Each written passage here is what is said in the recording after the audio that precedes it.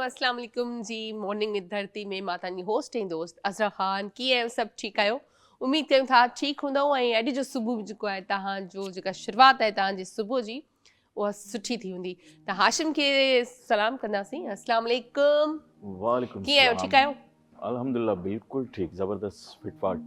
ऐं ख़ुशि हुजो, असांजी दुआ आहे। ऐं ईअं म्यूज़िक सां गॾु जेको आहे प्रोग्राम जी हमेशह एंट्री थिए, छो जो जॾहिं बि म्यूज़िक सां गॾु एंट्री थींदी आहे त मतिलबु माण्हू में जान अची वेंदी आहे, एनर्जी अची वेंदी आहे, एनर्जी वधी वेंदी आहे। सुबुह सुबुह जो टाइम हूंदो आहे ऐं सुबुह सुबुह जे टाइम जे नाले चवंदा आहिनि भई सभु लेज़ी हूंदा आहिनि ऐं मतिलबु ॾिसण वारा बि त ॿुधण वारा बि त प्रोग्राम में अचण वारा बि। पर ज़ाहिरी ॻाल्हि आहे सुबुह सां उथण सां जेको आहे न उन खां पोइ वरी जेको आहे माण्हू एक्टिव थी वेंदो आहे। सो इहो बि हिकिड़ो ज़िंदगी जो हिसो आहे, पार्ट्स आहिनि ज़िंदगी जा। कॾहिं तव्हांजी जेका छो जो ॾिसो न चवंदा आहिनि नौकिरी की त नख़रा की, त माना इहे शिफ्ट जेके आहिनि न उहे तव्हांजा चेंज थींदा रहंदा आहिनि। कॾहिं शाम में हूंदा आहिनि, कॾहिं सुबुह जो हूंदा आहिनि। कंहिं माण्हुनि जो त भई नाइट ड्यूटी हूंदी आहे। मां त उन्हनि लाइ सोचींदी आहियां त जेके राति जी ड्यूटी कंदा आहिनि उन्हनि जे लाइ केॾो मुश्किल हूंदो सॼी राति। ऐं ॾींहं जो तव्हां केतिरो बि सुम्हो, केतिरो बि आरामु कयो, पर ॾींहं जी निंड पूरी थींदी ई कोन्हे का।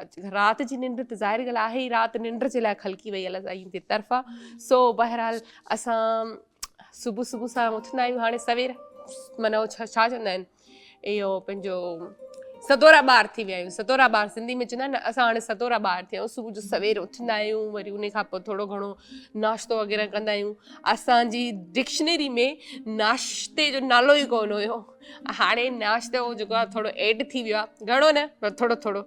छो जो जेको आहे आहिस्ता आहिस्ता हर शइ जी आदत थींदी आहे न, हिकदमि सां तव्हां हर शइ में इन कोन थी वेंदा आहियो। त खाधो पीतो बि ईअं ई आहे, जेसि ताईं तव्हां उथो तव्हां जेके आहिनि तव्हांजो मैदो जेको आहे उहो तव्हां खां कुझु शयूं घुरे। जेसि ताईं काफ़ी माण्हू ई हूंदा आहिनि उहे चवंदा आहिनि उथण सां ई असांखे चांहि खपे, कॉफ़ी खपे या नाश्तो खपे। काफ़ी माण्हू वरी असां जहिड़ा ईअं हूंदा आहिनि, उथण खां पोइ बि चवंदा आहिनि त कलाकु ॾेढ असांखे पहिरियां रेस्ट खपे, पोइ वरी कुझु खाईंदासीं पीअंदासीं। त मुंहिंजे ख़्याल में उहे सही हूंदा आहिनि। मतिलबु उथण सां ई हर कंहिंजो पंहिंजो पंहिंजो हिकिड़ो सिस्टम आहे न बॉडी जो। बॉडी घुरंदी आहे इहे शयूं ऐं मैदो घुरंदो आहे त ज़ाहिरी ॻाल्हि आहे माण्हू खे बुख लॻंदी आहे ऐं जेको आहे उन लॻंदी आहे। उन खां पोइ माण्हू खे नेठ थींदी आहे त भई हाणे मूंखे बुख लॻी आहे या उन लॻी आहे या हाणे मां थकियल आहियां, मूंखे आरामु करणु खपे, या जेको आहे हाणे कहिड़ी दिलि ते मतिलबु शइ जेको आहे कहिड़ी दिलि ते थी चए। सो ज़ाहिरी ॻाल्हि आहे असां पंहिंजी दिलि ते ई हलंदा आहियूं। ज़्यादातर जेको दिलि चवंदो आहे उहो ई खाईंदा आहियूं, पाईंदा आहियूं, कलर्स पसंदि कंदा आहियूं। इहो असांजे दिमाग़ ऐं दिलि जो ई फ़ैसिलो हूंदो आहे त असांखे कहिड़ा कलर्स वणंदा आहिनि, कहिड़ियूं शयूं असां पसंदि कंदा आहियूं खाइण में। त हाणे त खाइण जे हवाले सां त मां चवां त हाणे त सियारो आहे त हर शइ मतिलबु वणे थी खाइण में। ऐं गर्मी में अञा थोरो माण्हू सोचींदो आहे यार गर्मी लॻी पई आहे छा खाइजे, पर सियारे में तव्हांखे हर शइ फ्रेश मिलंदी आहे। चाहे फ्रूट्स हुजनि, चाहे सब्जियूं हुजनि, चाहे गोश्त हुजे, मच्छी हुजे, वॉट एवर जेको बि तव्हां मतिलबु अलासीं असांखे खाइण जे लाइ ॾिनियूं आहिनि। ऐं असां वटि 4 मौसम हूंदा आहिनि। असां मतिलबु मां चवंदी आहियां ख़ुशनसीब माण्हू आहियूं। 4 मौसम असांखे मिलंदा आहिनि जेके असां चारई इंजॉय कंदा आहियूं। ऐं चारई मौसम जा फल फ्रूट बि असां खाईंदा आहियूं ऐं मौसम बि इंजॉय कंदा आहियूं। अच्छा, मौसम सां गॾु सिहत ते बि ॾाढियूं तब्दीलियूं ईंदियूं आहिनि। सिहत बि माण्हू जी चेंज थींदी रहंदी आहे, मूड चेंज थींदो रहंदो आहे। मतिलबु इहो हिकिड़ो नेचर आहे। नेचुरल शयूं जेके आहिनि न उन्हनि खे असां नथा मटाए सघूं। तव्हां किथे बि हुजो, कहिड़ी बि कंट्री में हुजो, जेको वेदर हलंदो तव्हांजो मूड उन मुताबिक़ थी वेंदो। त वेदर जे हिसाब सां ई मूड चेंज थींदा रहंदा आहिनि माण्हू जा। त हाणे ज़ाहिरी ॻाल्हि आहे कुदरत जो इहो हिकिड़ो कमाल आहे न, अलाह साईं उहे शयूं इंसान जो उन में रखियूं आहिनि बॉडी में जेके चेंज थींदा रहंदा आहिनि। असांजी सोच चेंज थी वेंदी आहे, मूड चेंज थी वेंदो आहे। केॾी महिल असां सैड हूंदा आहियूं, केॾी महिल असां हैप्पी हूंदा आहियूं, केॾी महिल त घणा ई ख़ुशि हूंदा आहियूं ऐं केॾी महिल वरी इहो आहे त असां थोरो हरू भरू बि माना चवंदा आहियूं त भई केरु न ॻाल्हाए चुप करे वेही रहूं। इहो हर कंहिंजे पंहिंजे मूड ते हूंदो आहे। त मां इहो चवंदी आहियां त जेके मौसम असांखे मिलंदा आहिनि न, असां मौसम जे मुताबिक़ असांजा मूड्स चेंज थींदा रहंदा आहिनि। मौसम जीअं हूंदो ओड़ो ई असांजो मूड हूंदो। हाणे मौसम भलो आहे त तक़रीबन सियारे में तव्हां सभिनी खे ॾिसंदो, सभिनी जो मूड जेको आहे उहो ॾाढो सुठो लॻो पियो हूंदो आहे ऐं हर कोई हैप्पी हूंदो आहे। छो जो गर्मी में थोरो इंसान खे बेज़ारी थींदी आहे, पंहिंजो पाण खां ई बेज़ारी थींदी आहे त उहो छा माण्हू तयारु थिए, छा कंहिंसां ॻाल्हाए, किथे छा घुमणु वञे। ऐं जेसि ताईं तव्हां एसी में आहियो ठीकु आहे, रिलैक्स हूंदा आहियो। एसी खां ॿाहिरि निकिरंदा आहियूं त वरी गर्मी जो माना फीलिंग्स ईंदियूं आहिनि। इन जे करे सियारो सुठो आहे। मूंखे त सर्दियूं वणंदियूं आहिनि, सियारो सुठो आहे। सियारे में उहा ई ॻाल्हि अची वई त भई तव्हां खाइण पीअण खां वठी पाइण ताईं माना को नो टेंशन, हर ड्रेस हर कपिड़ो वेयर करे सघो था ऐं खाइण में बि तव्हां सभु कुझु खाई सघो था। सो बहरहाल ब्रेक जो बि टाइम थियो आहे त ब्रेक ते हलंदासीं ऐं तव्हांखे जीअं ख़बर आहे त ब्रेक खां पोइ खोड़ सारा महिमान सां गॾु हूंदा, खोड़ सारा टॉपिक्स हूंदा जिन ते असां कचहरी कंदासीं। त वठूं था ब्रेक ऐं ब्रेक खां पोइ वरी मिलूं था।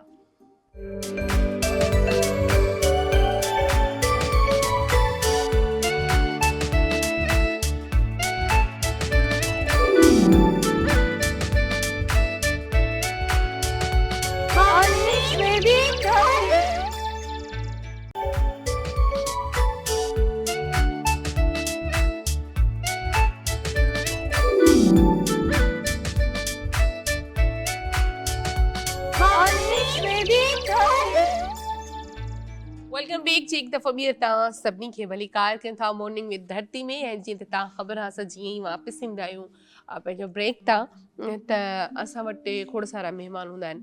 त अॼु बि असां वटि खोड़ सारा महिमान आहिनि ऐं टई जेको आहे मुख़्तलिफ़ शोबनि सां सलाहियल आहिनि।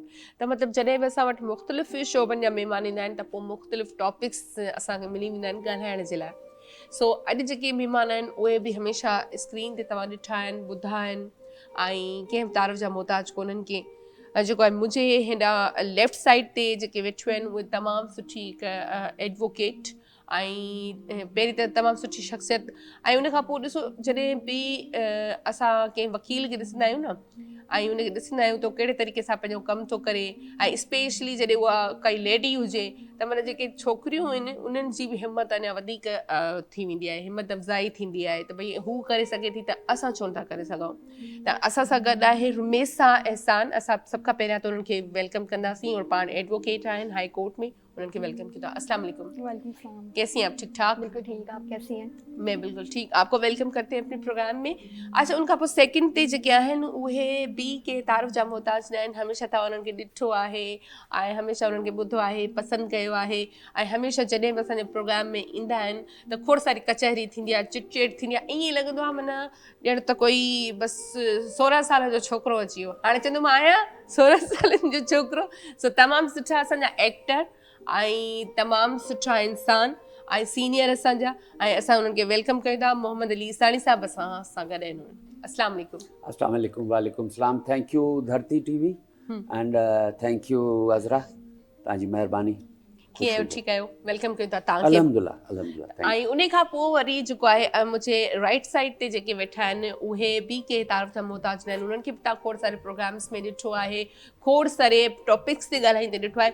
छो जो जॾहिं बि कोई डॉक्टर हूंदो आहे न त डॉक्टर भले कंहिं हिकिड़े शोबे जो हुजे पर जॾहिं स्क्रीन ते ईंदो आहे त खोड़ सारा माण्हू ज़ाहिरी ॻाल्हि आहे असांजा कॉलर्स या असां पाण उनखां मुख़्तलिफ़ बीमारियुनि ते बि ॻाल्हाए वठंदा आहियूं। छो जो डॉक्टर खे हर शइ जी ख़बर हूंदी आहे। त असां वटि जेके आहिनि डायबिटीज़ स्पेशलिस्ट मौजूदु आहिनि, अयाज़ शेख साहब, उन्हनि सां ॻाल्हाईंदासीं। खोड़ सारा टॉपिक आहिनि ॻाल्हाइण लाइ पर सभ खां पहिरियां वेलकम कंदासीं। अस्सलाम वालेकुम। वालेकुम अस्सलाम। कीअं आहियो? ठीकु आहियो? अल्हम्दुलिल्लाह। तव्हां ॿुधायो त ठीकु लॻा पिया? मां बिल्कुलु ठीकु आहियां। तव्हांखे वेलकम कयूं था प्रोग्राम में।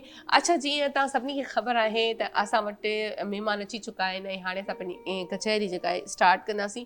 अच्छा, असां स्टार्ट वठंदासीं असांजी वकील साहिबा खां, उन खां पंहिंजी कचहरी जो आगाज़ कंदासीं। अच्छा, जीअं हिननि जे जॾहिं मूंखे प्रोफाइल मिलियो, आपका जब प्रोफाइल मुझे मिला तो जाहिर सी बात है जब एडवोकेट एक वर्ड आता है ना तो बहुत सारे सवालात होते हैं जहन में कि भाई हम ये पूछेंगे और वो पूछेंगे। तो सबसे पहले तो आप मुझे ये बताएं कि कब से आपने ये इस फील्ड में आप आई और कब से बाकायदा एक केसेस जो लड़ता है वकील वो कब से स्टार्ट किया और पहला केस आपका कौन सा था? मेरे 2-3 सवाल है, अब आराम से जवाब दें। बिल्कुल बिल्कुल। अभी हमारे पास बहुत टाइम है, हम बिल्कुल। आराम से हर टॉपिक पे बात कर सकते हैं जी। 2019 में मैंने अपनी वकालत का आगाज़ किया था और उस वक्त मैं स्टूडेंट थी, उस वक्त मैं पढ़ रही थी। अच्छा। देखा जाए मैं उस वक्त बहुत अच्छी जॉब कर रही थी, लेकिन क्योंकि मुझे इस शोबे में अपनी प्रैक्टिस का आगाज़ करना था, मुझे लर्न करना था कि किस तरीके से यहाँ पर केसेस को डील किया जाता है, डील किया जाता है, तो मैंने अपनी वो जॉब छोड़कर और कोर्ट को ज्वाइन किया था। कोई दूसरी जॉब कर रही थी? बिल्कुल बिल्कुल। मैं प्रोफेशनली बिल्कुल सक्सेसफुल थी। मैं वहाँ पर अच्छा एक मेरा रोल था, मैं नाम नहीं लेना चाहूँगी ड्यू टू कॉन्फिडेंशियलिटी, लेकिन फिर क्योंकि मुझे उस वक्त लॉयर बनने का बहुत ज़्यादा शौक पैदा हुआ, अचानक से बिल्कुल। हम्म। हालांकि मैं उस वक्त मास्टर्स कर चुकी थी। अच्छा। उसके बाद मैंने दोबारा से ग्रेजुएशन किया, दोबारा से लॉ में एडमिशन लिया और मैंने सोचा कि मुझे एडवोकेट बनना है। उस वक्त मैंने समझा डिस्कवर किया कि मुझे बनना ही एडवोकेट है। उससे पहले तक अच्छा। मुझे आइडिया नहीं था कि मैं करना क्या चाहती हूँ लाइफ में। सही। मैं कभी इस पाथ पे होती थी, कभी उस पाथ पे होती थी। फिर वहाँ जाकर मुझे एकदम से एक हिंट मिला कि I want to be a lawyer. तो सही। 2019 मैंने कोर्स ज्वाइन किया। At that time I was a student.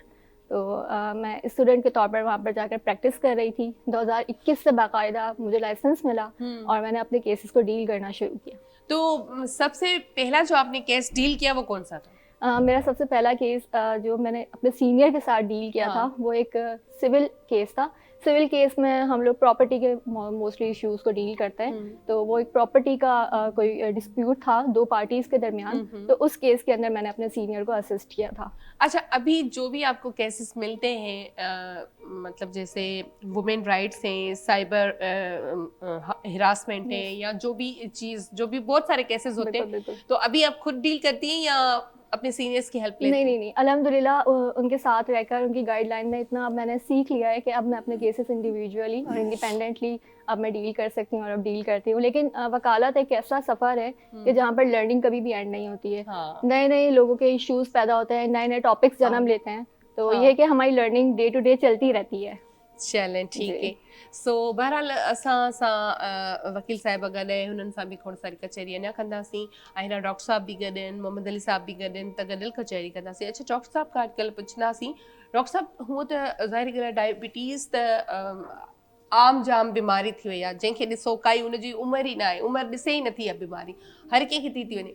पर अॼुकल्ह जेको वॾो हिकिड़ो आहे, मतिलबु हिकिड़ो सोशल मीडिया ते बि इहो आहे त भई जेके मोटापे जो शिकार थी था वञनि माण्हू, उहे पंहिंजो मतिलबु बिना सर्जरी जे और पंहिंजो मोटापो घटि करे सघनि था। पोइ शायदि इंजेक्शन्स या मशीन्स अहिड़ियूं अची वियूं आहिनि, त उन में मतिलबु केतिरो फ़ाइदो आहे, केतिरो नुक़सानु आहे, या इहा कहाणी छा आहे मोटापे खे कीअं थो माण्हू घटि करे? ॾिसो, जीअं तव्हां स्टार्ट वरितो त डायबिटीज़ जो न अनफॉर्चुनेटली पाकिस्तान जो न माना प्रिविलेंस जे हिसाब सां दुनिया में मतिलबु नंबर 1 आहे। ऐं पर जेके तव्हां माना सीरीज़ पे ॾिसो त हाणे माना हू पहिरियों 3 नंबर ते हुयासीं असां, हाणे नंबर 4 ते आहियूं जेको आहे न। अच्छा। ठीकु आहे, थोरो सम्झो त माना पोइ हिते अल्हम्दुलिल्लाह त अची विया आहिनि। वापसि गियर लॻो आहे। ठीकु आहे न। रहियो मसइलो जेको न ओबेसिटी जो न, ओबेसिटी यानी कि मोटापो माना अक्यूमुलेशन ऑफ द फैट, जेका चर्बी तव्हांजे माना जिस्म ते चढ़ी थी वञे, उहा सबकुटेनियस बि हूंदी आहे।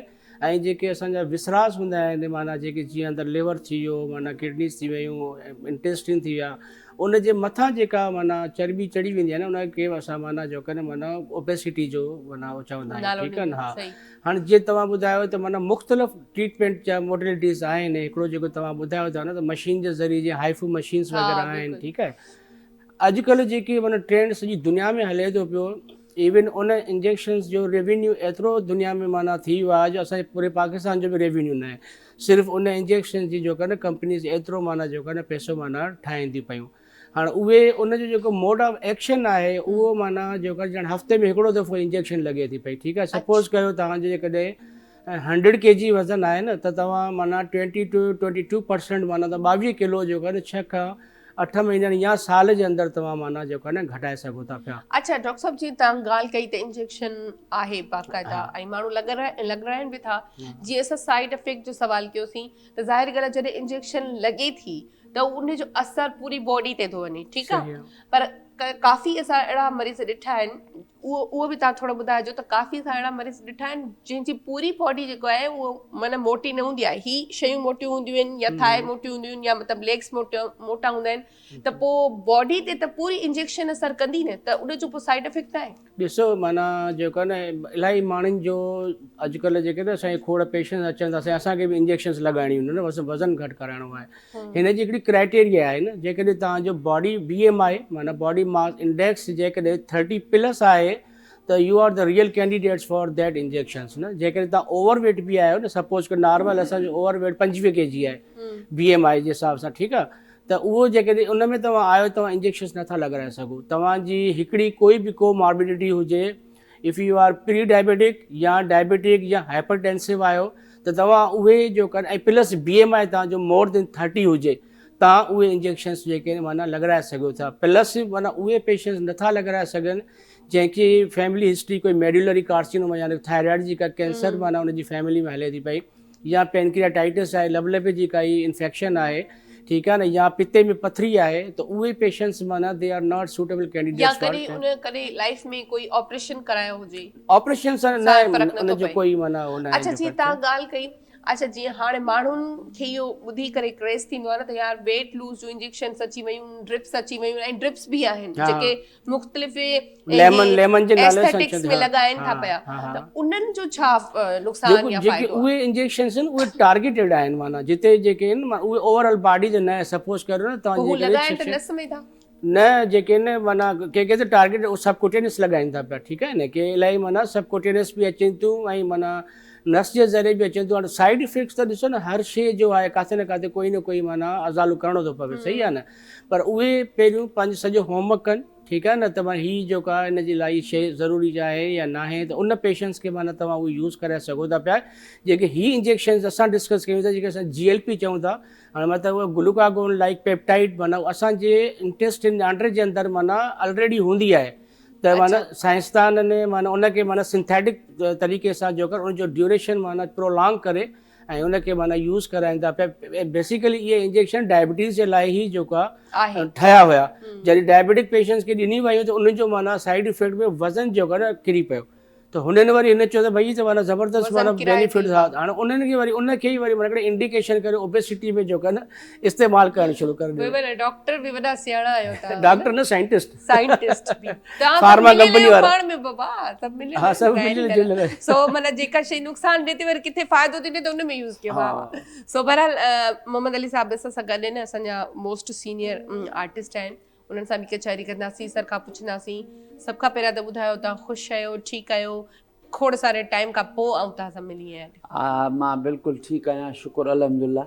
मां हाणे रिसेंटली ओपन हार्ट सर्जरी कराई, ऐं उन खां पोइ शुक्र अल्हम्दुलिल्लाह I am fit.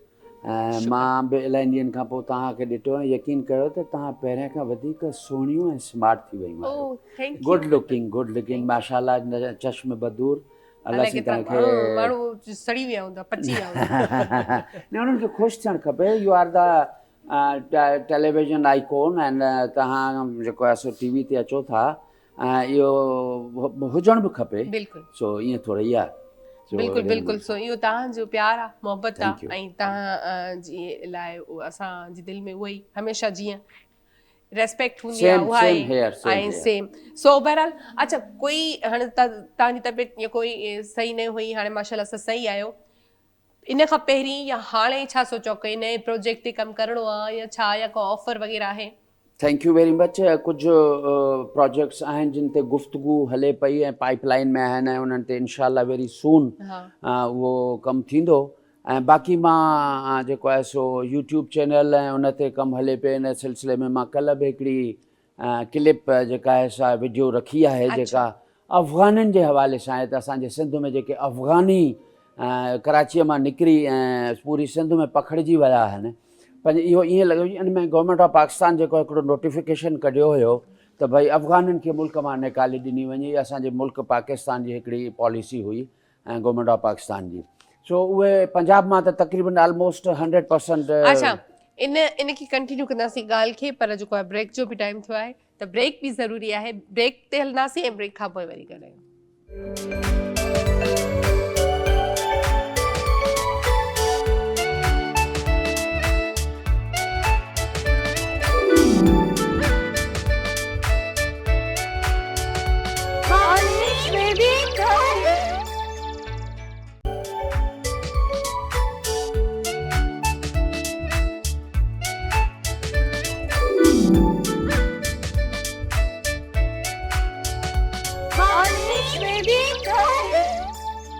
Welcome back. जी हिकु दफ़ो ॿीहर तव्हां सभिनी खे भली कार कयूं था मॉर्निंग विद धरती में, जीअं त असांजा महिमान सां सगल आहिनि, असांजी ख़ूबसूरत कचहरी भले पई। अच्छा ईसानी साहब, तव्हां जीअं ॻाल्हि कई पे त मां तव्हांखे चयो त तव्हां कंटिन्यू कंदासीं, त अफ़गानी जेके आहिनि उहे कराची खां निकिरी जीअं तव्हां चयो त पूरो ॿिए शहरनि में पखिड़िजी विया आहिनि, इन खे तव्हां कंटिन्यू कयो, ऐं तव्हां चयो पंजाब ख़ाली थी चुको आहे। गुज़ारिश इहा आहे त ईअं पियो लॻे जहिड़ो की इहो पंजाब जो प्रोजेक्ट हुयो, पंजाब मां त 100% हलिया विया।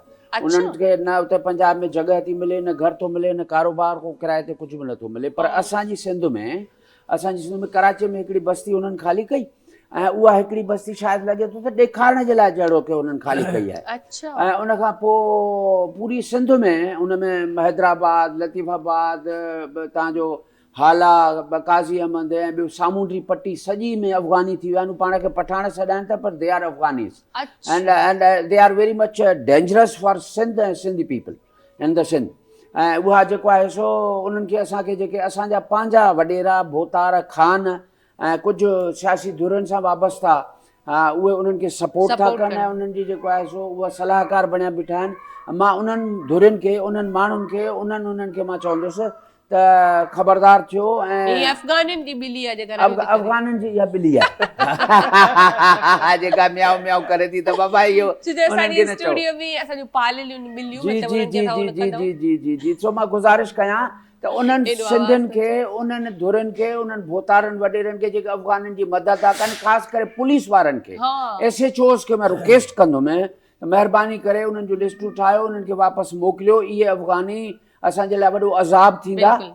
ऐं इहे जेके आहे सो जेके उन्हनि खे हेल्प कनि था न उहे मीर सादिक ऐं मीर जाफ़र जे तौर ते लेखिया वेंदा ऐं उन्हनि खे छॾियो वेंदो। सो मां इहा उन्हनि खे गुज़ारिश ख़ासि करे जेके स्पेशल ब्रांच में आहिनि हाँ, बिल्कुलु। जेके एडमिनिस्ट्रेटर DC साहिबान आहिनि कमिश्नर्स ज़िम्मेदारी आहिनि आहे, मां CM सिंध ऐं होम मिनिस्टर ऐं साईं खे चवां इन्हनि खे मां रिक्वेस्ट कंदुमि IG सिंध खे त इन पासे ॾे हू गौर कनि त हाणे इन में असांजे पूरी सिंध में उहे फैलिजी विया आहिनि अफ़गानी हाँ, ऐं ज़मीनूं था वठनि उन्हनि में असांजा पंहिंजा सिंधी माण्हू उन्हनि जी हेल्प था मुलविस कनि। आहिनि, हाँ। मुफ़ाद परस्त उहे जेके मीर सादिक ऐं मीर जाफ़र आहिनि उहे उन्हनि अफ़गाननि जी मदद कनि था ऐं उन्हनि खे सेटल करण में उन्हनि खे ऐं जेके माण्हू उन्हनि खे घर किराए ते ॾियनि था कारोबार किराए ते ॾियनि था दुकान ॾियनि था, जॻहूं हाँ, प्लाट बिल्कुलु। ज़मीनूं उहे उन्हनि खे न ॾियनि। हू रुपए जी जाइ ते 5 रुपया ॾियनि हुननि वटि ब्लैक मनी आहे हीरोइन ऐं असले जो हुननि वटि पैसो आहे त उहे 5 रुपए जी जाइ ते 5 रुपया ॾियनि था। हाँ, उहो उन ऐं लालच में असां ॾियनि था। सिंधी माण्हू जेको आहे सो उन्हनि खे फैसिलिटेट कयूं था ऐं उन्हनि खे सहूलियतकार अच्छा बणिया जी वेठा आहियूं। तहाँ हाणे इहा ॻाल्हि कई आहे त हेॾा वकील साहिबा भी बैठी है ना इन्हनि खां भी पूछनासीं। आप जैसे सुन रही जी, हैं जी, बात बिल्कुल। आपको सिंधी आपने जैसे कहा कि आपको समझ आ रही है तो ये जो चल रहा है सिस्टम अफगानियों का और जी, जी, एक इलाके से हमारे से निकाले जाते तो दूसरे में जाके बसते तो इस हवाले से आपका कानून क्या कहता है? देखिए ये बात हम आज से शुरू नहीं कर सकते। ये 2025 में कोई नई चीज़ नहीं हुई है।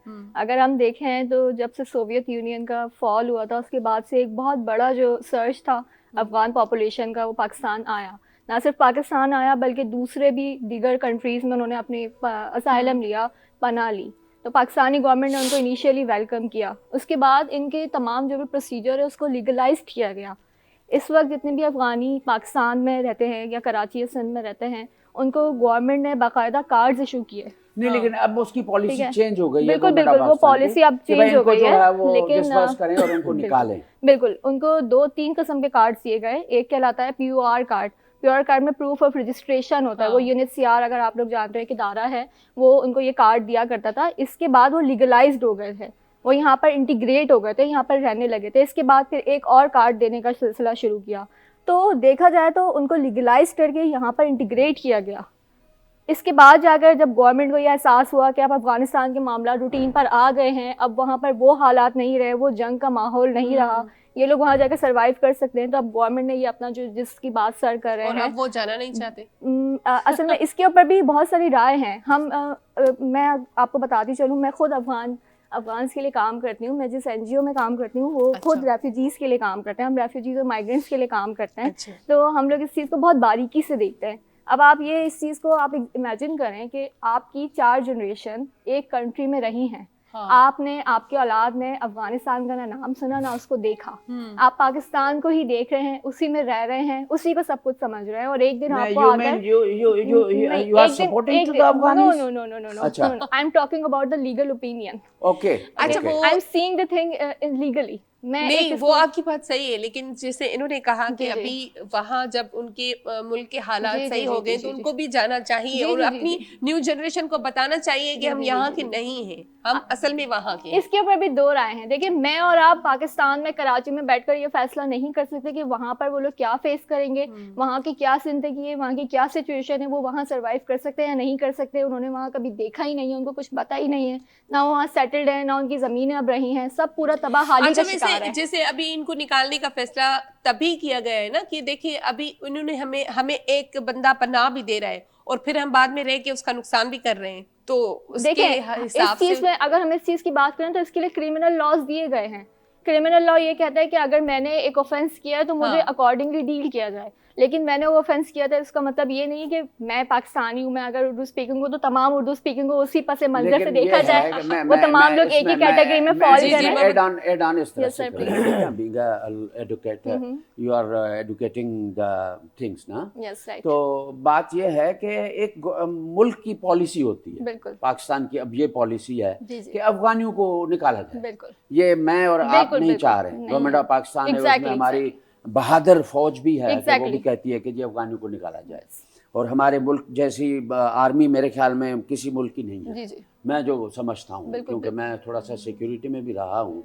और हमारे पाक आर्मी और उसके जो बाकी जो विंग्स हैं वो बेहतरीन और ज़बरदस्त है, और उनकी ये पॉलिसी है सबकी गवर्नमेंट ऑफ यही पाकिस्तान है, की है Exactly. भी अफगानियों को निकाला जाए। बिल्कुल ठीक है, तो ये है कि हमें उसको निकालना चाहिए। इसके ऊपर तो अब दो राय है नहीं, क्योंकि गवर्नमेंट ने अब इसका प्लान एक पूरा जारी किया है IFRP के नाम से। ये 2023 से इनिशिएट हुआ है, 2023 की सितंबर से।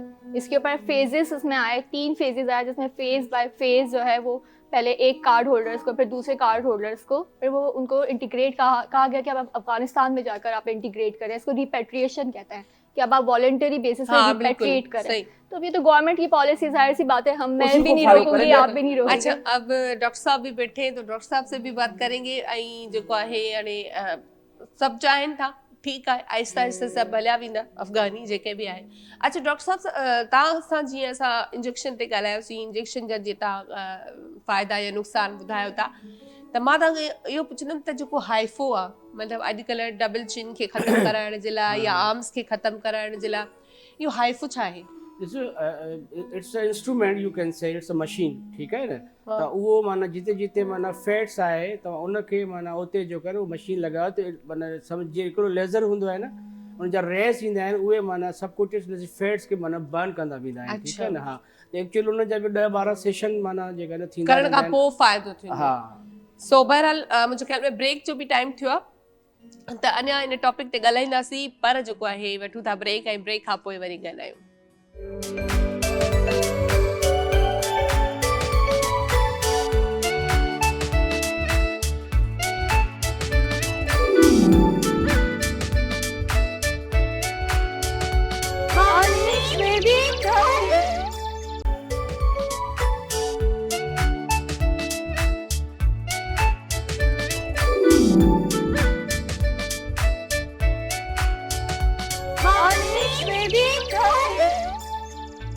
वेलकम बैक जी, एक दफ़ो ॿीहर तव्हां सभिनी खे भली कार कयूं था मॉर्निंग में धरती में। असांजा महिमान असां सां गॾु आहिनि ऐं असांजी जेका आहे मुख़्तलिफ़ टॉपिक्स ते कचहरी हली रही आहे। अच्छा डॉक्टर साहब सां जीअं असां इंजेक्शन्स जे बारे में ॻाल्हायोसीं, मोटापे जे बारे में ॻाल्हायोसीं, त भई जेके माण्हू मोटा आहिनि उहे इंजेक्शन्स लॻाए करे पंहिंजो वेट जेको आहे उहो घटि करे सघनि था। पर इहो बि हाणे पुछंदासीं त डॉक्टर साहब जीअं हाणे हिकिड़े माण्हू इंजेक्शन लॻाई, ठीकु आहे, उनखे फ़ाइदो बि थियो, उनजो वेट बि लूज़ थी वियो, हेॾा होॾा, पोइ केतिरो अरसो उहे इंजेक्शन्स हली थियूं सघनि? ऐं इंजेक्शन ज़ाहिर सी ॻाल्हि आहे त सॼी उमिरि त कोन लॻाराईंदो, त केतिरी इंजेक्शन्स लॻाइण खां पोइ वेट घटि थी वेंदो, ऐं वेट घटि थियण खां पोइ छॾण खां पोइ वरी वापसि त न अची वेंदो? ॾिसो हिन सुठो तव्हां वैलिड सुवालु पुछियो आहे। हर माण्हू जेको ॾे चए थो असां साल ट्रीटमेंट वरिती आहे, हा, त वरी असां जेकॾहिं छॾी आहे न त ठीकु आहे, इन जो मतिलबु इहो त 10 kg घटि कयो, वरी कटाकट खाइणु शुरू करे ॾिनो, न्यारी खाइणु शुरू करे ॾिनो, जेको आहे न मटन खाइणु शुरू करे ॾिनो, तव्हां पोइ लाइफ स्टाइल मॉडिफिकेशन खे जो आहे हिकु ॾिसो, तव्हां जेकॾहिं 100 kg जा आहियो ऐं तव्हां जिम नथा वञी सघो, तव्हां कॾहिं ॾिठो आहे त जिम में कोई माना अनफिट माण्हू आयो हुजे? सभु जेकॾहिं फिट माण्हू ईंदा आहिनि। कॾहिं कॾहिं को अहिड़ो लॻंदो थोरो ओवरवेट। हा, पर जेकॾहिं ईंदा आहिनि, हाणे तव्हां जो नथा वञी सघो बिकॉज ऑफ द ओबेसिटी न।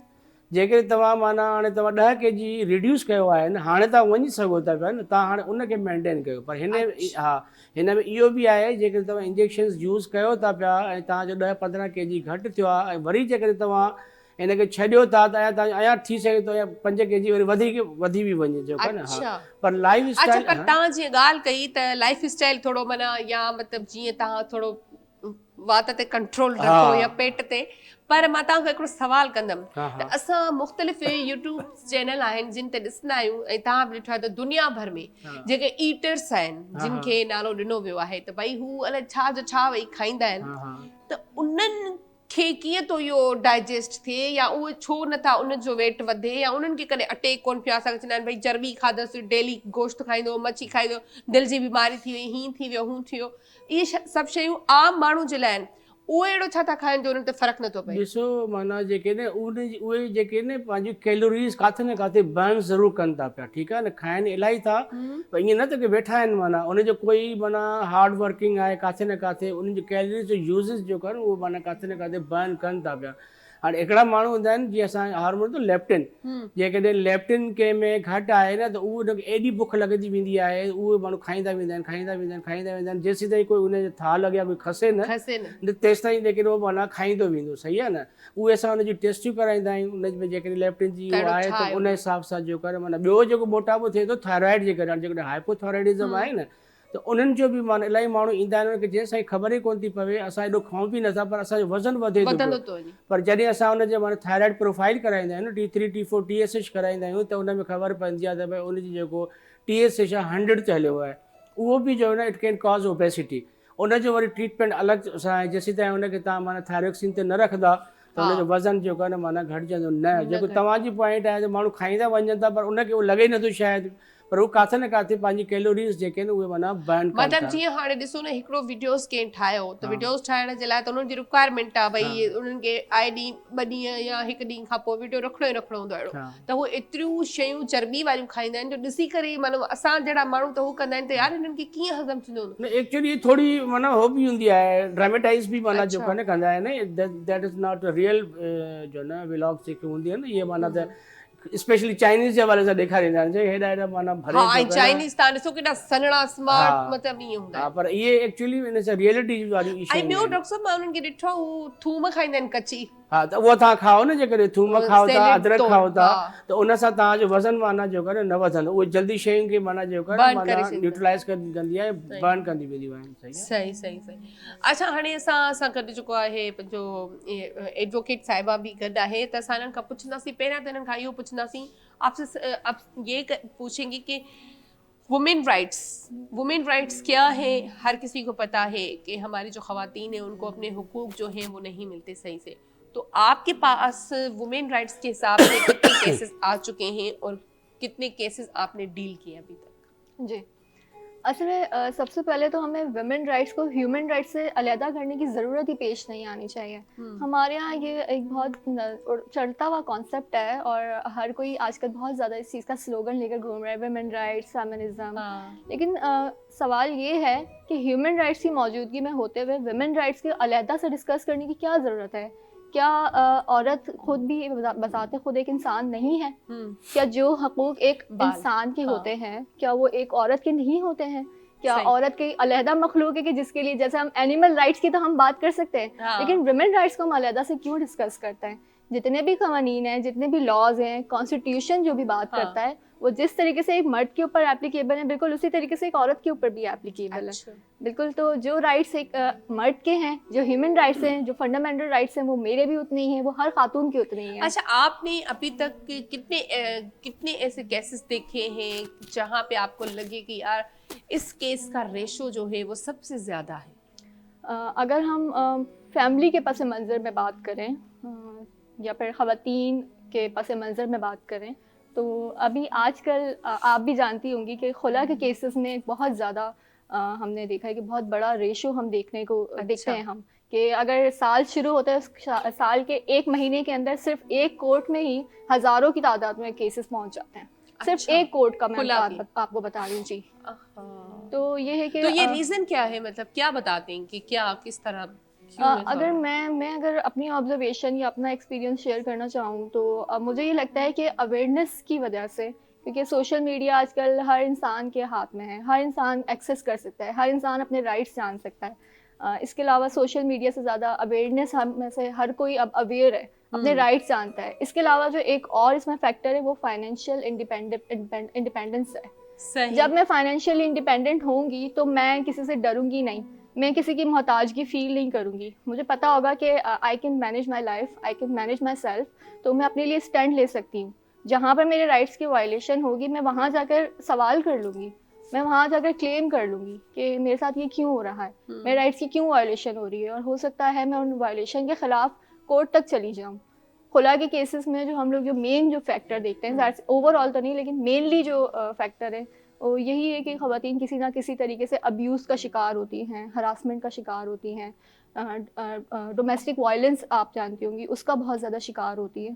तो जब वो चीज़ें हद से ज़्यादा बढ़ जाती हैं तो फिर ज़ाहिर है औरत के पास यही एक ऑप्शन है कि वो खुला ले।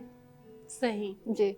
अच्छा अच्छा हाणे मोहम्मद अली साहब भी वेठा आहिनि, उन्हनि खां बि पुछंदासीं। अच्छा अॼुकल्ह जी एक्टिंग, अॼुकल्ह जा ड्रामा, अॼुकल्ह जा अदाकार या अदाकाराऊं जेके बि आहिनि, ऐं जीअं तव्हांजो दौरु हुयो, तव्हांजो दौरु त हाणे बि आहे, जीअं मां तव्हांखे चई चुकी आहियां 16 सालनि जो, पर वरी बि छा फ़र्क़ु आहे अॼु जे हिकु आर्टिस्ट में ऐं जेको तव्हां वारो दौरु हुयो?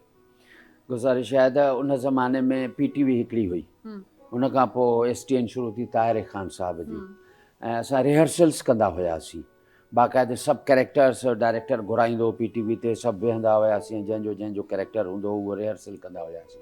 हाणे त ईअं आहे त हाणे त स्क्रिप्ट बि नथो मिले। अच्छा हाणे त मोस्टली ईअं थो थिए त स्क्रिप्ट मिले कोन थो, या कॾहिं कॾहिं को व्हाट्सअप ते तव्हांखे तव्हांजा डायलॉग मोकिले थो ॾे, ऐं इहा ख़बर ई न आहे त ॾिसो सीन जेको आहे उहो तव्हां अनटिल अनलेस तव्हां पूरो स्क्रिप्ट पढ़ो नथा त मथां जेको आहे उनजो छा मूड आहे, उन छा ॻाल्हि कई आहे, तव्हांजो डायलॉग छा आहे, तव्हांखां पोइ जो छा डायलॉग आहे, तव्हांखे सीन जी सही माने में ख़बर ई कोन पवंदी त भई सीन जो मूड छा आहे, या डायरेक्शन तव्हां असां न पढ़ंदासीं राइटर, बसि उहे तव्हां चओ उन खां। ऐं उन ज़माने में डायरेक्टर महिनत कंदा हुया, एक्टर महिनत कंदा हुया, हर शइ ते महिनत थींदी हुई, बाक़ाइदे हिकिड़ो प्रॉपर नमूने सां कमु थींदो। हाणे त सॼो छो माना रीज़न छा आहे? हर कोई आर्टिस्ट हुजे या कोई बि ड्रामा एक्टर हुजे, असांजो इहा ई ॻाल्हि कंदो आहे त पहिरियां एॾो सुठो हिन तरीक़े सां थींदो, या असांजा जेके सभु चैनल सिंधी आया त सुठो कमु कंदा हुआ पहिरियां, पोइ छा थी वियो, अहिड़ो छा थी वियो, छा मतिलबु सिस्टम फास्ट दौरु हिकु त अची वियो आहे, मोबाइल जो दौरु, फास्ट दौरु अची वियो आहे, हिकु ॻाल्हि त इहा आहे। ॿी ॻाल्हि इहा आहे त असांजी उहा हाणे हर माण्हू जेको बि निकिरे थो त उहो चए थो त मां एक्टर थियां, डायरेक्टर थियां। ईअं पहिरियों न, अॻे तव्हां ॾिसंदव त हज़ारनि में को 2-4 माण्हू एक्टर हूंदा हुआ, हज़ारनि में को 2-4 डायरेक्टर हूंदा हुआ, हज़ारनि में 2-4 म्यूज़िशियन्स हूंदा हुया। हाणे हिन मोबाइल जी दुनिया में उन में एॾो हू सिलसिलो थी। ऐं ॿी ॻाल्हि इहा आहे त हाणे जेके सुठा ड्रामा हाणे बि ॾिसंदव जिन ते ख़र्च थिए थो, बजट जो जेको आहे, बजट खां सवाइ कहिड़ी शइ जेको आहे सो जेकॾहिं मां घर खां हिते अचां थो त मां कीअं आयो आहियां उहो थो ॼाणे, या हिते असां जेके आया आहियूं त उन्हनि खे हाणे अॼु मां सुबुह अचां पियो मुंहिंजी गाॾी ख़राबु थी पई आहे, रियली मां उते गाॾी मैकेनिक वटि छॾे मां उबर करे हिते पहुतो आहियां, मां कमिटमेंट हुई, मां हिकिड़ो कमिटमेंट हुई त न मूंखे वञिणो आहे, मुंहिंजे डायरेक्टर साहिब सां मुंहिंजो प्रॉमिस थियल आहे, कमिटमेंट आहे, मूंखे पहुचणो आहे, मां इन शइ खे सम्झां थो त बाबा मुंहिंजी हुन सां कमिटमेंट आहे, मां न वेंदुमि त हुननि जो प्रोग्राम डिस्टर्ब थी वेंदो। इहा हिकिड़ी ज़िमेदारी आहे, हिकिड़ी रिस्पॉन्सिबिलिटी आहे। अॻे रिस्पॉन्सिबिलिटी हूंदी, या असांजे दौर जा माण्हू, हूअं त खणी तव्हां मूंखे 16 सालनि जो करे छॾियो आहे, थैंक यू वेरी मच, पर असांजे दौर जा माण्हू वरी बि कमिटमेंट जा पका आहिनि, या उन्हनि खे सम्झ में अचे थी ॻाल्हि, पर जेका नौजवान तव्हां जेकॾहिं हो न तो चवंदो यार मां न अची सघे, बसि हाणे हुनखे इन जो अहसासु ई न आहे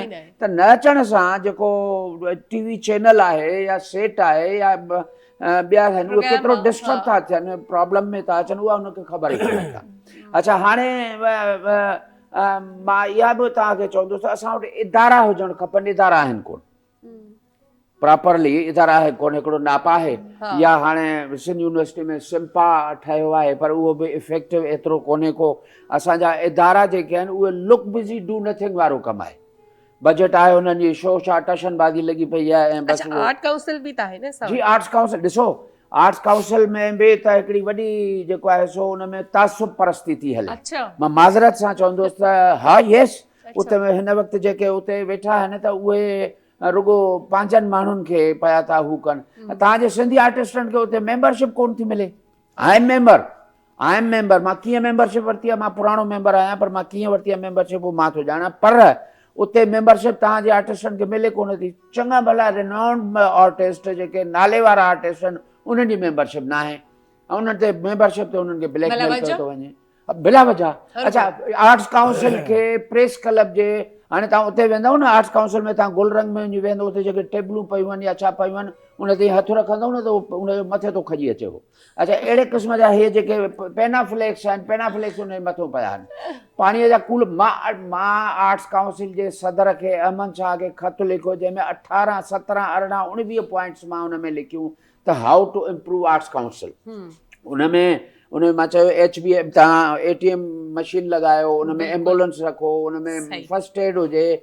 आर्ट्स काउंसिल में उते जेका मानी ऐं साईं पाणी हुजे, पाणी तव्हांजो लाइन मां अचे थो, उनमें कॾहिं अलाए कॾहिं था उहो चेंज कनि उनजो कॉटरेज जेको आहे सो, ऐं उहो पाणी पीअनि था। चांहि जो कप तव्हां जेकॾहिं वठंदो न आर्ट्स काउंसिल में, ख़ाली कप उनजा बि 5 या 10 रुपया वठनि था। अच्छा, यस। ऐं उनखां पोइ हुननि पंहिंजे लाइ ठाहे छॾियो आहे जेको हिकिड़ो त भई हाणे 300 रुपया कॉफ़ी, हिकिड़ो जेकॾहिं 200-300 रुपए में कॉफ़ी तव्हांखे अंदरि वञी मिले त उहो आर्टिस्ट वटि एतिरा पैसा आहिनि जो उहो वीचारो वञी 200-300 रुपए जी कॉफ़ी, हिकिड़ो कप या आइस्क्रीम जो कप या अहिड़े नमूने जूं ॿियूं जेके शयूं आहिनि। पर जेको ॿाहिरि जेको ओपन आहे गुलरंग, उनखे भाई ओपन कयो, उनखे प्रॉपर नमूने सां फनकारनि जे लाइ उन कयो त जीअं अफोर्डेबल कयो। जीअं प्रेस क्लब में आहे, तव्हां वञो 100 रुपए में बहितरीनु मानी खाईंदव प्रेस क्लब में। मुर्ग चिकन हूंदी, उनमें दाल हूंदी, चांवर हूंदा, मानी हूंदी, चांहि हूंदी, सभु कुझु हूंदी। चांहि उते मुंहिंजे ख़्याल में तमामु नॉमिनल रेट में बहितरीनु चांहि, गुड़ वारी चांहि, बहितरीनु VIP जेका चांहि तव्हांखे प्रेस क्लब में मिले थी। पर उते तव्हां जेकॾहिं आर्ट्स काउंसिल जी चांहि पीअंदव न, तव्हां 2 ॾींहं मूड ख़राबु हूंदो। बस चङो जो मेंबरशिप नथी मिले आर्ट काउंसिल जा, हाल ई अहिड़ा लॻा पिया आहिनि, छा कंदासीं। सो बहरहाल ब्रेक जो बि टाइम थियो आहे त ब्रेक ते हलंदासीं ऐं ब्रेक खां पोइ वरी वापसि ईंदासीं।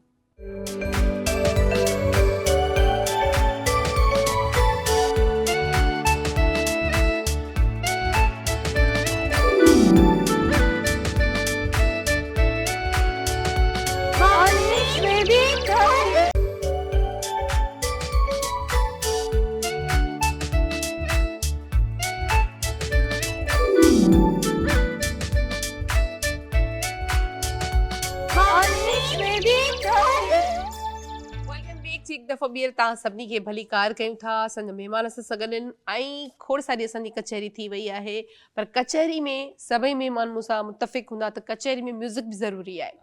त हाणे हाशिम खां कुझु न कुझु ॿुधंदासीं ऐं पहिरियां पुछंदासीं छा ॿुधाईंदव?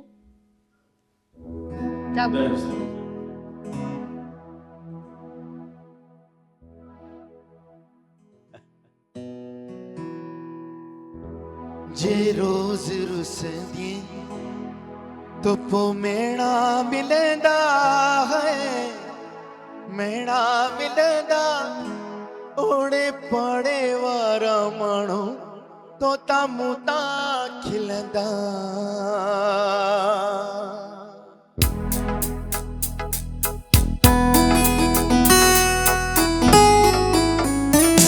जे रोज़ रुसंदी, जे रोज़ रुसंदी तो पो मेणा मिलंदा है, मेणा मिलंदा ओड़े पाड़े वारा माण्हू तो तामूं तां खिलंदा, ओड़े पाड़े वारा माण्हू तो तामूं तां खिलंदा।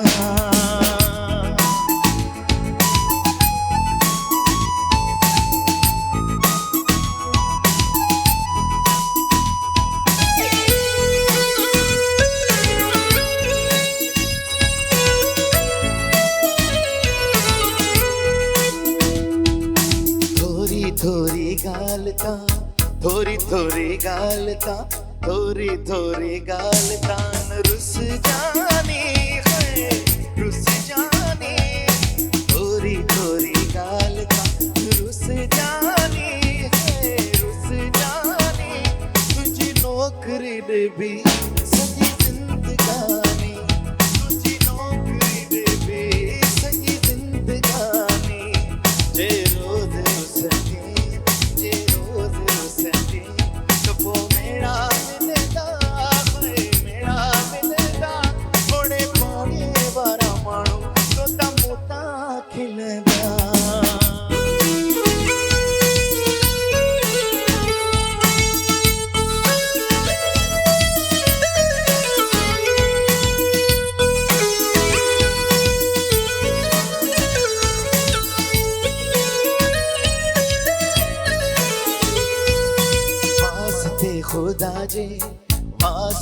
खुदा जे वास्ते खुदा जे मुखे माफ कर तू है माफ कर तू वास्ते खुदा जे मुखे माफ कर तू है माफ कर तू कट मेरे दिल मां दिल साफ कर तू कट मेरे दिल मां दिल साफ कर तू जे रोज रुसने जे रोज रुसने तो मेरा मिलदा है मेरा मिलदा थोड़े पाड़े वारा माणू तोता मोता खिलदा थोड़े पाड़े वारा माणू तोता मोता खिलदा वाह वाह वाह वंडरफुल वंडरफुल जे रोज़ रुसंदे त पोइ मेणा मेणा मिलंदा मिलंदा। मोहम्मद अली ईसानी साहब केतिरी सचाई आहे हिन लफ़्ज़नि हाँ में यस यस यस यस आहे सचाई बिल्कुलु। तव्हां इहे लफ़्ज़ कंहिंखे चया कॾहिं हाणे त बसि ॻाल्हियूं रहिजी वियूं आहिनि अच्छा हाणे त ॻाल्हियूं रहिजी वियूं आहिनि बाक़ी इमोशन्स इहे लाइफ में ईंदा था रहनि ईंदा हर था हिक खे था हा अचनि न छड़ो मर्द खे नथा अचनि छोकिरी बि अंदरि अंदरि में अहिड़ी क़िस्म जूं ॻाल्हियूं सोचे सघे थी ऐं सही। सोचींदी हूंदी हा ऐं बिल्कुलु सोचनि थियूं इहो इंसानु आहे ऐं इहे इमोशन्स जेके आहिनि से इहे बि ज़रूरी आहे अच्छा वकील साहिब खां पुछंदासीं न वकालत बि हिकिड़ो अहिड़ो शोबो आहे ख़ुशि कान रुगो हाँ। पढ़ मतलब माण्हू हो थींदा आपको म्यूजिक कितना पसंद है सुनती है टाइम मिलता है बिल्कुल मैं कहना बल्कि इस बात में कोई दो राय नहीं है कि music is my life oh it is my soul मुझे सही। लगता है कि म्यूजिक सुन के इंसान अपनी तमाम टेंशन अपनी तमाम परेशानी अपना डिप्रेशन सब कुछ भूल कुछ जाता देर है के लिए मतलब भूल सकता है। एंजाइटी के लिए भी एक बहुत अच्छी थेरेपी मैं इसको समझती हूँ हाँ, बिल्कुल। डिप्रेशन के लिए बहुत अच्छी थेरेपी है म्यूजिक हो गया आर्ट जो है वो इंसान को एंजाइटी डिप्रेशन हाँ। टेंशन से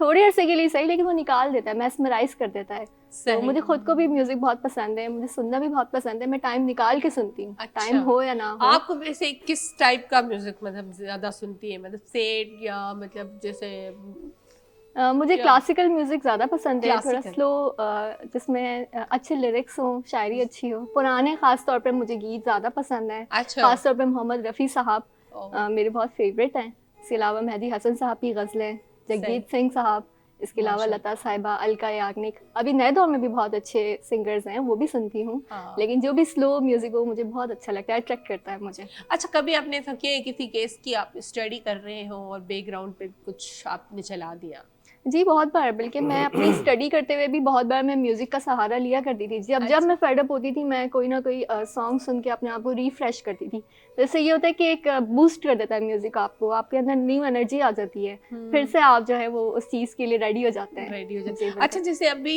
थोड़ी देर पहले हम ब्रेक से जाने से पहले आपने जैसे बात करी कि ज्यादातर केसेस जो है जी, वो जी। खुला के आते हैं जी तो खुला में मैं आपसे ये पूछूंगी कि चले ठीक है वो जो औरत है वो खुला ले रही है और कभी ऐसा हुआ है कि मर्द जो है वो खुला नहीं देना चाह रहा और औरत खुद लेना चाह रही है तो जी। उसने क्या उसको राइट से वो ले सकती है खुदा अच्छा दो चीज़ें होती हैं हाँ। जब भी कोई भी शख्स अपनी शादी को तोड़ना चाहता है या उस बंधन से निकलना चाहता है तो या तो डिवोर्स के तरीके से होता है जिसको तलाक कहते हैं हाँ। हम या फिर खुला के तरीके से होता है अच्छा डिवोर्स और खुला में थोड़ा सा फ़र्क है डिवोर्स जब भी देगा वो मर्द खुद देगा वो म्यूचुअल अंडरस्टैंडिंग से भी हो सकता है वो एक स्टैम्प पेपर के ऊपर मर्द तलाक की पूरी डिक्री बनाएगा और वो औरत को दे देगा ये हो जाएगा कि मर्द ने अपनी जानिब से दे दी अगर औरत डिमांड करे तब भी औरत डिमांड ना करे मर्द खुद भी दे सकता है या दोनों ये समझें कि हम लोग अब साथ नहीं रह सकते और बेहतर है कि हम अलहदा हो जाएं तो वो इस तरीके से डिवोर्स हो सकती है एक तो ये तरीका है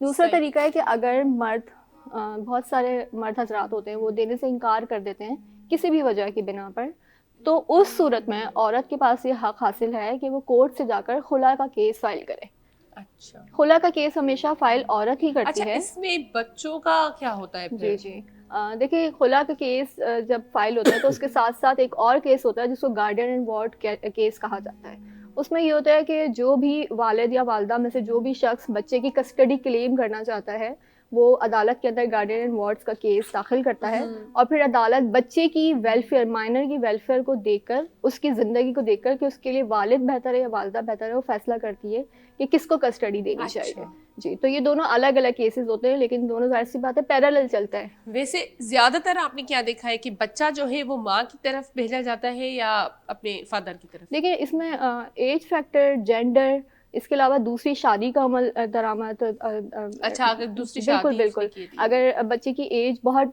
माइनर है, उसको अपनी माँ की ज़रूरत है, तो जाहिर सी बात है माँ के बगैर वो सर्वाइव नहीं कर सकता।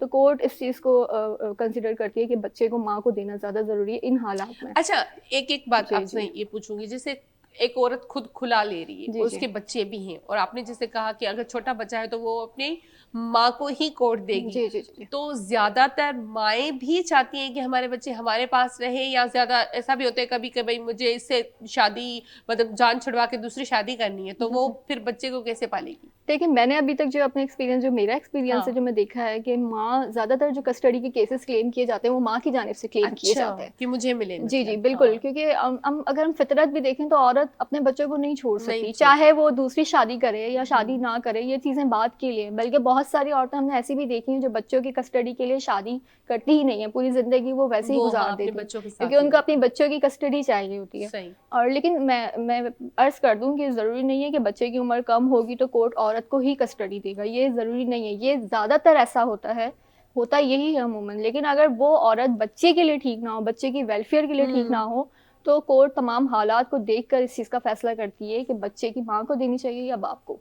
कभी-कभी नाना नानी को भी मिल जाती है, दादा दादी को भी मिल जाती है। अच्छा। इन तमाम मामलात में सिर्फ एक लफ्ज़ जो हम बार-बार पढ़ेंगे वो वेलफेयर ऑफ द माइनर देखेंगे।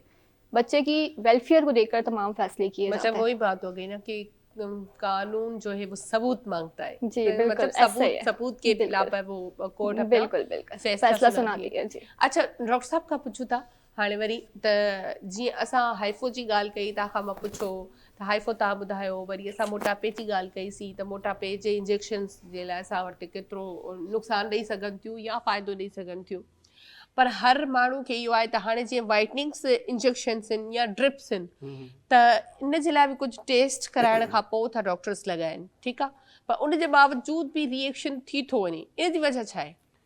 ॾिसो, कोई अहिड़ा पेशेंट्स हूंदा आहिनि जेके माना हाइपर सेंसिटिविटी जा शिकार हूंदा आहिनि न, कंहिं बि ड्रग खां हुनखे माना रिएक्शन जेको आहे न थींदो आहे। पर जेकी हाणे तव्हां वाइटनिंग इंजेक्शन जी ॻाल्हि कई न, उहा एक्चुअली ग्लूटाथायोन आहे, that is not a drug, ठीकु आहे न। हा, मतिलबु मां क्लियर करे छॾियां त माना छो जो असांजी बॉडी जे अंदरि ऑलरेडी माना जेको आहे न ग्लूटाथायोन हूंदो आहे। असांजी बॉडी जी जेतिरी बि डिटॉक्सिफिकेशन थींदी आहे न through liver, but that is through glutathione, जेका असां वाइटनिंग इंजेक्शन्स माना असां लॻाईंदा आहियूं न। ग्लूटाथायोन जो जेको मेन साइड इफेक्ट आहे उहो आहे माना वाइटनिंग साइड फेयरनेस। इफेक्ट इहो ॾींदी? हा, इन ग्लूटाथायोन जो पहिरियों कंहिं ज़माने में माना जॾहिं कंहिंखे कीमोथेरेपी थींदी न, त कीमोथेरेपी में जेकॾहिं कंहिंखे रिएक्शन थींदो हो त ग्लूटाथायोन लॻाईंदा हुया, ठीकु आहे न। एट अ टाइम पेशेंट माना उथी करे वेही रहंदो हुयो न।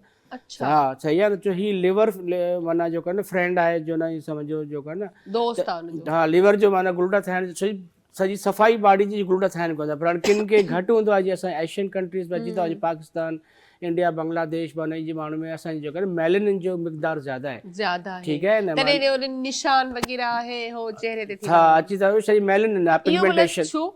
ये मतिलबु हिकिड़ी मेलिन इहो weather जे हिसाब मेलिन जेकी हूंदी आहे न, माना थी सघे थो कोई माण्हू हार्मोनल डिस्टर्बेंस आहे, हाँ। इलाही त अक्सर ॾिठो वञे छायूं थी वञे थियूं न, तो प्रेगनेंसी खां बाद में लेडीज़ खे माना थी सघे थो माना हुन में हीमोग्लोबिन जी कमी जे करे बि या हार्मोन डिस्टर्ब जे करे बि, ऐं इलाही जेके असां वटि माना उस घणी आहे न माना। अच्छा, जीअं तव्हांजी ॻाल्हि कटिया पई, पर तव्हांजी जो हेमोग्लोबिन जी कमी थी वञे जॾहिं, या चलो असां वाइटनिंग जे लाइ त ग्लूटाथायोन अची वई, लॻाए छॾीसीं, पर जॾहिं बि ब्लड घटि थी वेंदो आहे त उन जी जॻह ते या त इन सूरत में ब्लड जो ड्रिप लॻाईंदा आहिनि, पर वरी बि हाणे त डॉक्टर बि थोरो अवॉइड कंदा आहिनि त ब्लड न लॻे, ऐं IV जेका आहे पंहिंजो उहा जेका ब्लड जी जॻह ते जेका ड्रिप लॻंदी आहे, मां ॿुधो आहे त उन में बि साइड इफेक्ट, उन में त वधीक साइड इफेक्ट्स आहिनि। उन में माना जेको आहे न थोरी जेको जो केमिकल स्ट्रक्चर आहे न उन दवा जो, जीअं असां वेनोफर इन क़िस्म जा लॻाईंदा आहियूं, ठीकु आहे न। त उन जा माना जेके जो केमिकल स्ट्रक्चर अहिड़ो आहे न, हिकदमि सडनली जेको आहे न उनजो माना साइड इफेक्ट्स अची वेंदा, रिएक्शन थी वेंदो आहे बॉडी जे अंदरि न।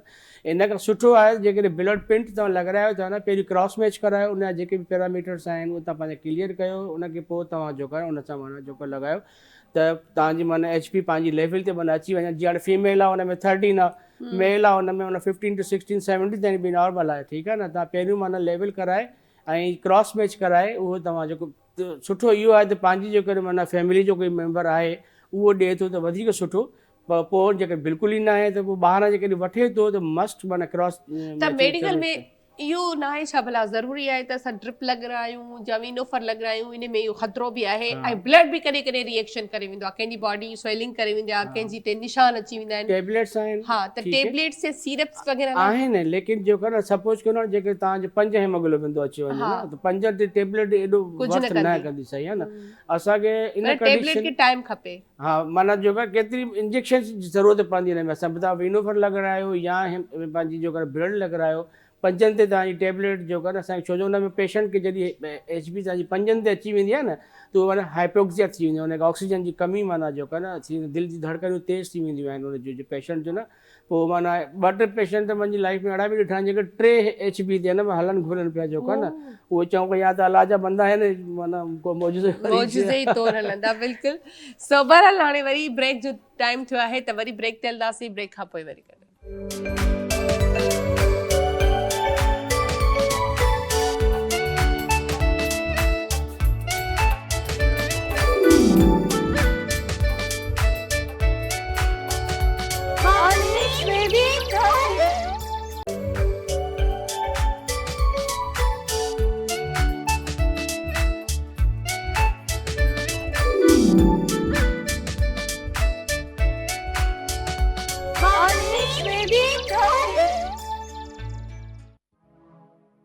कार कयूं था ऐं असांजे महिमान सां गॾु आहिनि, असांजी कचहरी हले पई। अच्छा, ईसाणी साहब, मोहम्मद अली ईसाणी साहब असां सां गॾु आहिनि। सो उन्हनि खां पुछंदासीं असां, अच्छा जीअं असां आर्टिस्टनि जी ॻाल्हि कईसीं या तव्हां जेको फ़र्क़ु ॾसियो, वरी थोरो बजट ते बि असां ॻाल्हायोसीं, त हाणे असां थोरो वेलफेयर ते ॻाल्हायूं। तव्हांजी हिकिड़ी पंहिंजी बि आहे वेलफेयर, त उहो छा सोचे सम्झे माना तव्हां खोलण जो इरादो रखियो? गुज़ारिश इहा आहे त मुंहिंजी पंहिंजी ज़ाती त वेलफेयर न, पर असांजी हाणे हिकिड़ी असां फोरम हिकिड़ो जुड़ियो आहे, मेलवा आर्ट सर्किल, अच्छा, जेका फ़नकारनि जे फलाह बहबूद जे लाइ ऐं उन्हनि फ़नकारनि जे लाइ जेके गुमनाम फ़नकार आहिनि ऐं उन्हनि में टैलेंट आहे ऐं उहे लिका पिया आहिनि ऐं उन्हनि खे नालो नथो मिले, उन्हनि खे असां खणी अचण जी कोशिशि करियूं पिया। इन सिलसिले में असां radio Pakistan, PTV, culture department ऐं आर्ट्स काउंसिल में ख़त लिखिया आहिनि, यादाश्तनामा ॾिना आहिनि, असां विया हुआसीं त भई हा, त जीअं हिकु त PTV ते प्रोग्राम कोन था थियनि ऐं उते में बजट कोन्हे का, उर्दू प्रोग्राम थियनि था, सिंधी प्रोग्राम नथा थियनि। उर्दू प्रोग्राम जेकॾहिं थियनि था उन 40,000 बजट आहे ऐं उन जाइ ते जेकॾहिं सिंधी प्रोग्राम थिए थो त उन 4,000 रुपया बजट आहे ऐं उनखे बि 6 महीननि साल खां पोइ पैसा था मिलनि। मां हिकिड़ो 3 साल अलाए केतिरो अर्सो थियो उन पाण खे, मूंखे टाइम बि यादि न आहे, प्रोग्राम कयो PTV ते, उनजी अञा बजट न मिली आहे। सो गुज़ारिश आहे त अहिड़े क़िस्म जे असां उन्हनि शयुनि खे ॾिसूं था। कल्चर डिपार्टमेंट या जीअं आर्ट्स काउंसिल जी मां ॻाल्हि कई त जीअं फ़नकारनि जी ऐं उन्हनि फ़नकारनि जी जेके गुमनाम आहिनि वीचारा, उन्हनि टैलेंटेड आहिनि, त उन्हनि जे लाइ कुझु करे सघिजे, उन्हनि जे लाइ कुझु करे सघिजे। ऐं अहिड़े नमूने सां तालीम ते जेको आहे सो मुंहिंजी उहो फोकस हूंदो आहे त ॻोठ में ऐं ॻोठ जे पसगिरदाईअ में जेकॾहिं को ज़रूरतमंद आहे को ॿारु तालीम जे लाइ, त उनखे असां को पेंसिल, को कॉपी या उनजे लाइ को कुझु करे सघूं। ऐं तालीम त तमामु ज़रूरी आहे। हिन वक़्तु असांजे जेको सिंध में जेको आहे ऐं स्कूलनि जी हालति ॾाढी ख़राबु आहे, उन्हनि फर्नीचर जी खोटी आहे, इवन इस तरह जो वॉशरूम्स कोन्हनि के, पखा ऐं दरवाज़ा। अच्छा, ॿी वॾे जी ॻाल्हि ॿुधायांव त जिते थोरा घणा सोलर लॻल आहे या बिजली आहे या उहा, उतां जा मक़ामी माण्हू वॾेरा जेको आहे सो उन दरवाज़नि खे ऐं उन दरनि खे पटराए था छॾनि या माण्हू पटे था छॾनि ऐं सोलर पटराए था छॾनि, पखा कोन्हनि के स्कूलनि में। गुज़िरियल ॾींहुं तव्हां सोशल मीडिया ते हिकिड़ो तव्हां ॾिठो हूंदो त असांजे सिंध में हिकिड़ो स्कूल हुयो, उन हिकिड़ी क्लिप ठाही त उते जेको तोबा सभु ॻाल्हि कंदे शर्म थो अचे त उन्हनि जे टेबलुनि में, बेंचुनि ते स्कूल में शिट जेका आहे सो पाखानो करे विया त जीअं स्कूल बंदि थी वञे ऐं असां उनखे वाड़ो ठाहियूं ऐं उनखे हो। यस, इहा सोशल मीडिया ते ख़बर आई आहे। हाणे इहा हालति आहे असांजे स्कूलनि जी ऐं असांजे जेको आहे सो तालीमी इदारनि जी, त इहा आहे। या उस्ताद जेके नथा वञनि स्कूलनि में, महिरबानी करे वञनि स्कूलनि में ऐं उन्हनि खे ॿारनि खे पढ़ाइणु खपे। ऐं ॾाढो टैलेंट अथव सिंधी नौजवाननि में, सिंधी जेको छोकिरा छोकिरियूं आहिनि उन्हनि में ॾाढो टैलेंट अथव। भई उहा ई ॻाल्हि आहे न, जंहिंमें टैलेंट आहे उनखे मौक़ो नथो मिले, जी हा। ऐं जंहिंखे नौकरियूं नथियूं मिलनि उहे नौकरी करण लाइ तयारु आहिनि, जिन खे आहिनि उहे वञनि कोन था। जी हा। पर टीचर्स लाइ बि माण्हू वीचारा अप्लाई करे करे थकिजी पिया आहिनि, थिए कोन थो। हाणे ॿुधो आहे त उन्हनि में वरी वैकेंसीज़ अचनि थियूं ऐं उन्हनि खे ॾियणु खपनि अलाह नौकरियूं। करे त ॾियनि। हा। असां दुआ ई करे सघूं जी हा, था, जी हा, जी हा। अलाह करे त अलाह ॾियनि। करे तव्हांखे बि मिले। हा, अलाह करे, उम्मीद त इहा ई आहे। सो बहरहाल हाणे जेको आहे एडवोकेट साहिबा वेठी आहे, उन्हनि खां वरी हिकिड़ो सवाल कंदासीं।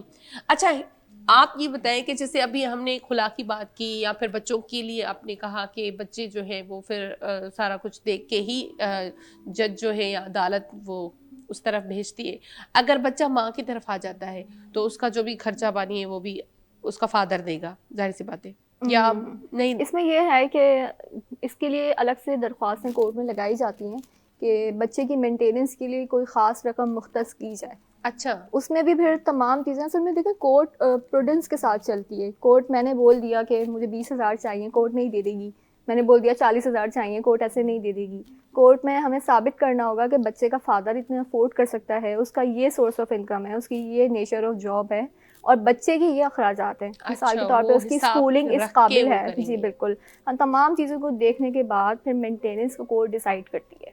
तो कोर्ट में ये है कि हर पूरा जब केस, लोग बोलते तो हैं कि अदालत में बहुत टाइम लगता है, डेट पे डेट दी जाती है, लेकिन लोगों को ये समझने की ज़रूरत है कि अदालत हर चीज़ को पहले असेस करती है। किसी भी चीज़ का फैसला एट द सेम टाइम नहीं होता है। हर चीज़ को पहले देखा जाता है, जांचा जाता है, असेसमेंट की जाती है, हत्ता कि उसकी जॉब को भी वेरीफाई किया जाता है, बैंक स्टेटमेंट्स चेक की जाती है। तब जाकर जब कोर्ट को इत्मीनान होता है कि ये इतने अमाउंट अफोर्ड कर सकता है या फिर ये रीज़नेबल अमाउंट है, तो फिर वो मेंटेनेंस फिक्स की जाती है। फिर उसमें भी ये है कि वो बाय द एयर उसमें कुछ वो बाय द एयर वो बढ़ती भी जाती है। हाँ। उसमें 10% या 5% जो भी डिस्कस होता है, इस तरीके से फिर एक बच्चे की मेंटेनेंस डिसाइड होती है। अच्छा, अच्छा, सपोज अगर बच्चे की जो मदर है वो जी। कहीं और शादी कर लेती है और जी। बच्चा छोटा है, उसी के साथ रहते हैं, या जिसने शादी करी है वो भी, उसको भी कोई एतराज़ नहीं है, तो भी उसी का फादर देगा उसको खर्चा? जी बिल्कुल, क्योंकि बायोलॉजिकल फादर बच्चे का जो नेचुरल गार्डियन है, और जो बायोलॉजिकल फादर है वो वही है। वही जो दूसरा शख्स है वो उसका स्टेप फादर है। उसकी बाय द लॉ जिम्मेदारी नहीं बनती जिम्मेदारी है। नहीं अगर वो उसको अफोर्ड करते तो वेल एंड गुड, बहुत अच्छी बात है। इस तरह के भी हमने केसेस देखे हैं कि वो अपनी जिम्मेदारी समझ के इस चीज़ को निभाते हैं, लेकिन अगर लीगली देखा जाए तो बच्चे का जो बाप है वो इस चीज़ का मुकम्मल जिम्मेदार है। अच्छा, जी बिल्कुल सही। अच्छा, वैसे देखा जाए तो एक अजीब नहीं लगता कि जैसे औरत तो आ जाती है मतलब खुला लेने, जैसे आपने कहा कि हिरासमेंट का शिकार बहुत सारी औरतें हो रही हैं या फैमिली मैटर्स होते हैं, ऐसा कभी नहीं हुआ ना कि मतलब मर्द जो है वो कोई केस लेके आया हो अपनी बीवी के खिलाफ? ऐसा होता है? नहीं, मैंने जैसे कि पहले अर्ज किया कि मर्द अगर बीवी के साथ नहीं रहना चाहता तो वो डायरेक्टली डिवोर्स दे देता है। नहीं, डाइवोर्स के अलावा भी तो बहुत सारे इश्यूज डाइवोर्स के अलावा बहुत सारे इश्यूज होते हैं, जैसे कि अगर कोई खातून है वो हाँ। कहती है कि मैं अपने शौहर के साथ नहीं रहना चाह रही, लेकिन वो वो खुला का करेगा केस फाइल वहाँ नहीं पे, करती हाँ। है, वो अपने घर जाकर अच्छा। बैठ जाती है, तो कॉन्जुगल राइट्स का एक केस होता है, वो मर्द फाइल करता है। इस तरीके से और भी मुख्तलिफ नौइयत के केसेस हो इसमें सकते मैं हैं। थोड़ी सी इजाज़त से जी, ये जी, मैं सर। गुजारिश करूंगा कि जल्दी। डाइवोर्स खुला के बजाय अगर हम बनाने और जोड़ने की बिल्कुल, बात बिल्कुल। करें तो हाँ, वो बेहतर और है। अच्छी है, इसके लिए मैं भी एक चीज़ ऐड करूंगी कि जी। अदालत में जब कोई भी खातून केस लेकर आती है तो सबसे पहले अदालत दोनों फरीकैन को बिठाकर उन दोनों को मौका देती है कि सिर्फ वो दोनों होते हैं, कोई लॉयर नहीं होता, कि अगर आप लोग मसलहत के साथ रहना चाहते हैं, अगर आप लोग रहना चाहते हैं तो आप रह सकते हैं। तो ये भी अदालत में जी, एक जी, बहुत जी, हाँ, अच्छी जी, हाँ, चीज़ जी, हाँ, है जी। और इसको काउंसलिंग प्रमोट किया होती है जाता और है। कभी कभी उनको ऐसा होता भी सेपरेट होगा मौका कि दिया वो- होता बिल्कुल है। बिल्कुल बहुत बार ऐसा सेट हो देखा जाते गया। हो। जी सो बहरहाल जेको आहे तव्हां सभिनी जी वॾी महिरबानी, सभिनी साणी साहब तव्हांजी महिरबानी, आपका बहुत शुक्रिया, ऐं डॉक्टर साहब तव्हांजी वॾी महिरबानी, तव्हां आया ऐं काफ़ी टाइम खां पोइ तव्हां सभिनी सां जेको आहे मुलाक़ात थी, इलाही सुठो लॻो, इलाही सुठो प्रोग्राम थियो। अॼु जो टाइम बिल्कुलु ख़तमु थी चुको आहे, त वरी पोइ हाणे ज़िंदगी रही त सुभाणे गॾु हूंदासीं कंहिं नयनि महिमाननि सां, कंहिं नयनि चहिरनि सां। आख़िर में जेको आहे हाशिम जो असां ख़ूबसूरत आवाज़ ऐं अंदाज़ ॿुधंदासीं ऐं पोइ बाय बाय कंदासीं। एडान मां कंदुसि, थोरो एडान इहो कंदुसि त अफ़गाननि जे हवाले सां जेका सिलसिलो थियो उन में ॿुधो इहो आहे त 40 लख अफ़गानी आया सिंध में, 2 लख विया आहिनि, 38 लख अञा सिंध में पकड़िजी उहे विया बि आहिनि। वेंदा, उन्हनि उहे खे बि वेंदा। उन्हनि खे उहे बि कढण जी वेंदा, ज़रूरत आहे। टेंशन ई न वठो, बेफ़िक्र रहो, असां उन्हनि कढी रहंदासीं गानो, इंशाल्लाह। बावरी चकोरी करे दुनिया से चोरी चोरी चंदा से प्यार बावरी चकोरी।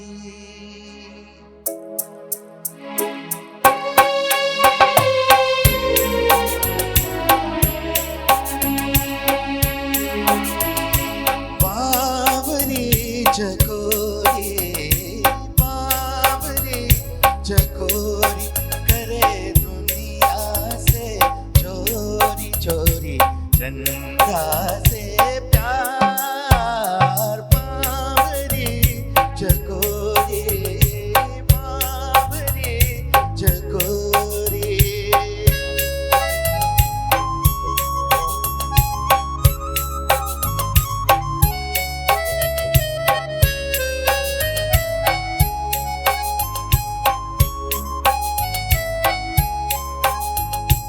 ऐसे में आके सनम मुझ में समा जा, अब तो आजा। ऐसे में आके सनम मुझ में समा जा, अब तो आजा। देख देख राह तेरी मैं तो हुई बेकरार बावरी चकोरी बावरी चकोरी।